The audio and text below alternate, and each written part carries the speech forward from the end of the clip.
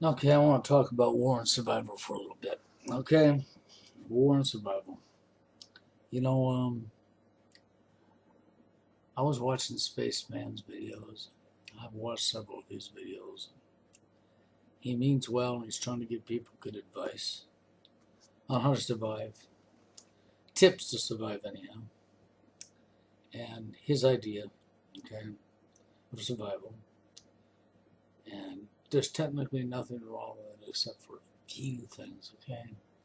For one, if you're close enough to the trees that there is no trees because they're all wiped out in nuclear war, you're probably not alive anyhow. Because if the trees are gone, and you is within that area, living in that area where the trees are gone, then I would imagine the homes are gone and you're gone, you're dead. Okay? And if you're far enough out that you don't get hit by the blast, then you wouldn't have to worry about the trees being gone. Okay. There's one. Two, from what I've heard, the radiation is going to get into the jet stream and it's going to travel for miles and it's going to contaminate miles and miles of land and water. Okay? Now he's got a suit and his mask he's showing you.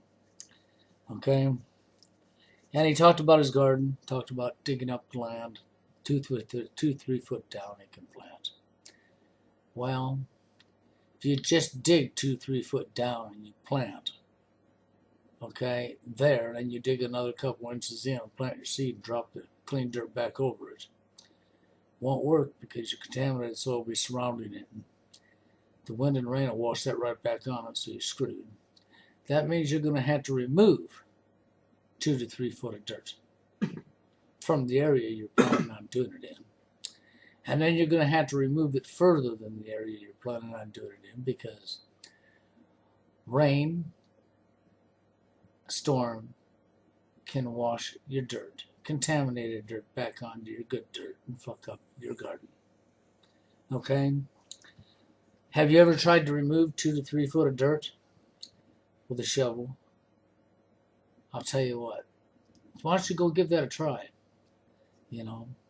Why don't anybody that wants to challenge me take a little shovel like Spaceman showed you, go out in your own yard, take a little section, remove 2 to 3 foot of dirt completely, and pick out what size garden you want and make sure that you go at least 2 to 4 foot out each direction. Why?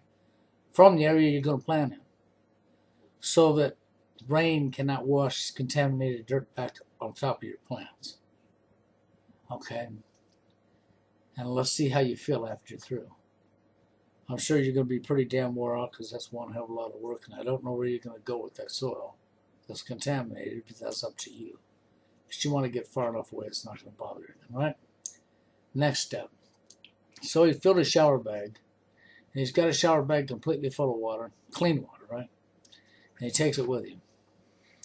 Now he wants to take a shower. That's fine. But if the ground's contaminated everywhere and he had put on a suit and his gloves to dig up the ground and remove all that contaminated soil, that means he's walking on contaminated soil. So are you going to clear out another spot to take your shower in? You better, because if you don't think about that, you're going to be getting naked and standing on contaminated soil that will go through the skin pores, and now you got radiation poisoning. Ta-da! Okay. Now, when you run the water out, you're going to have to get some water from somewhere. What happens if all the water is contaminated? Now where are you going to get your water? Do you follow what I'm saying? You're going to die quicker from no fluids than you are no food. Okay, and if you drink contaminated radiation water, you ain't going to be alive very long after drinking that, are you? Okay, you might as well do a little chemotherapy. Kill me therapy, okay? I'm just pointing out things here is all I'm doing, okay? And if you want to get far enough away that you won't be affected by any of this stuff, then you've got to hope that the bomb didn't go off and you don't have no idea when if they stop dropping nukes, where they're going to drop them. Okay, he's got a good guess that they're going to drop it in major cities, and I agree with that.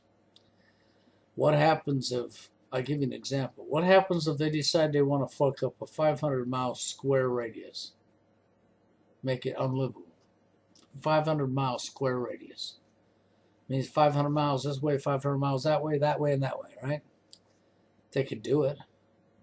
All they got to do is drop like one bomb every 100 miles for 500 miles. So what you got, Yeah, they drop a few bombs within that area, and they're going to fuck up the entire area. And now they've not only fucked up that area, the radiation is going to get in the fucking jet stream, the wind stream. It's going to carry it for miles and miles. And miles and miles. And drop it on everybody. So it's not a very good scenario, period. Then, of course, there's last but not least. Have you looked around you at how people treat one another? Have you looked around you at how everybody's selfishness and greed? What do you think the global elite's doing what they're doing? For their own selfish interests. Power and greed.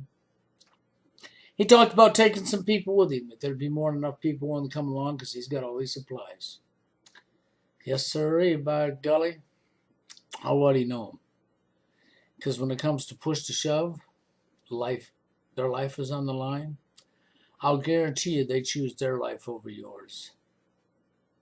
And I'll guarantee you if they don't think what you're doing is going to work out and you got all these supplies, you better have your eyes open in the back of your head, son. Because these people that you're taking with you, one or two of them can turn on you real quick and you won't even know it until you're fucked. Okay, so, and then you have the other thing. Don't you suppose that the global leaders already thought about this? Don't you suppose that they have already thought about this and know that people are going to run? That people are going to try to get in secluded spots away from everybody? The problem's going to be is so many people are going to want to go to a secluded spot away from everybody at the same time that the secluded spots won't be secluded no more. Okay? And unfortunately, because they won't be secluded no more, because all these people had the same idea, the people that ain't prepared, that may have a gun, are going to be looking for people like Spaceman, who is prepared. Do you think you'll really be able to negotiate peace with a stranger that you help me and we will blah, blah, blah? Maybe. Maybe not. Because of the absolute selfishness of today's society and how people really treat one another. So it's going to be a really good gamble, And it is. It's a good gamble all the way because he's got to hopefully get far enough away that he's clear of everything kind of contamination, because if you're not clear of the contamination, you're going to clean the ground you stand on to take a shower. You're going to clean the ground that you're going to use your garden on. And you're going to have to dig down, like you said, but you're going to have to completely remove that soil. You can't just dig around it and plant your plant. The ground's going to be washed right back over the top of the fucking good soil and contaminate your plants. And you're going to be screwed, so you're going to have to remove it. You're going to need to remove it, and you're going to take a shower so that you're not standing uncontaminated. And then I want to know how long your water's going to last. Your fresh water before you need to find more water. And how long is your food going to last? How much food have you got to take with you? Because even if you're planting a garden, it's not coming up overnight. It's not coming up in a week. You're talking 2.5 to 3 months before you have your fruits. Your vegetables. Okay, you're talking 2.5, 3 months. What happens if this happens in the middle of the winter? You can't plant. Even if you could dig up the snow in the ground, you can't plant. Okay, and the snow's going to be contaminated. It's not a good scenario. Okay? And on top of the fog, all the people that are going to be with the same idea you had running for the secluded spots, now it's not secluded. You're going to stay in one spot long enough to try to grow a garden. Don't you think the global elite ain't thought about that? Don't you think they're going to send troops out with their equipment that you don't even know they have? They sense body heat, sense this, and they're going to locate people in the middle of nowhere. That's right. So I'm going to ask you, are you digging an underground cave to live in? I don't know, 5, 6, 7, 8, 9 feet down underneath the ground to try to stop their infrared scanners and their body heat scanners from sensing you? Is he going to live underground? Because if you're going to live underground, you know how much work it's going to be for you to dig that out? What are you going to use to support the ground so it don't cave in on your head? That's thought I'd ask that question, okay? See, there's a lot of little things that I don't think he's clearly thought of. And if he has clearly thought of them, and he's got the answers for them, then maybe he should put them answers out there in the video. Okay? Or maybe you could call into the radio show if you clearly want to get into the honest debate. I'm not your enemy. I'm not going to call you names. You didn't hear me resort to calling you a douchebag as you did me. Okay? That's right. Because I don't have to call you names. If I think you made a mistake, I may have made a mistake. Or you may have made a mistake because we're both humans. But it's not a reason to be mad, and it's not a reason to call each other names. If you have to be mad and call somebody a name over a mistake that you may make, you're not very adult, are you? You haven't grown up yet, have you? See, it's no different than me attacking somebody over a mistake they may have made. And simply because I disagree with some of what you say, it's no different than you may disagree with some of what I say. But if you're real adult, it don't mean you have to be enemies, and you don't have to be calling each other names because you disagree with something. It's called try being an adult and have an honest debate. And how about if you've thought about some of the stuff I'm talking about, bringing that up? And if you're not sure about that or think I'm wrong, point it out. You don't have to be ignorant to point it out neither, now do you? But that's what I wanted to say, okay?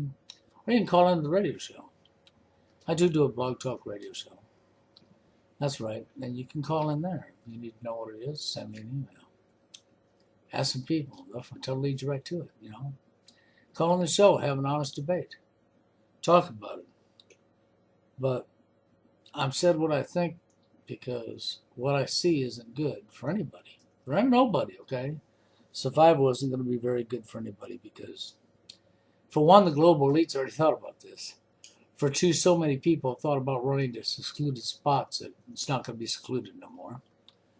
For three, you got to really think about if it happens in the middle of the winter, what happens if they fucking hit a bomb here and a bomb here and a bomb here and everything's contaminated for 500 miles every direction? Water and all. There's so much to think about here. I mean, what happens, you know, survival is going to be like a gamble, okay? It's going to be like going to Vegas and gambling. So the only thing I could tell you is be prepared as you can be. You know, as far as food and how much water do you actually need before you're going to be able to get more? Good question. How much can you carry with you?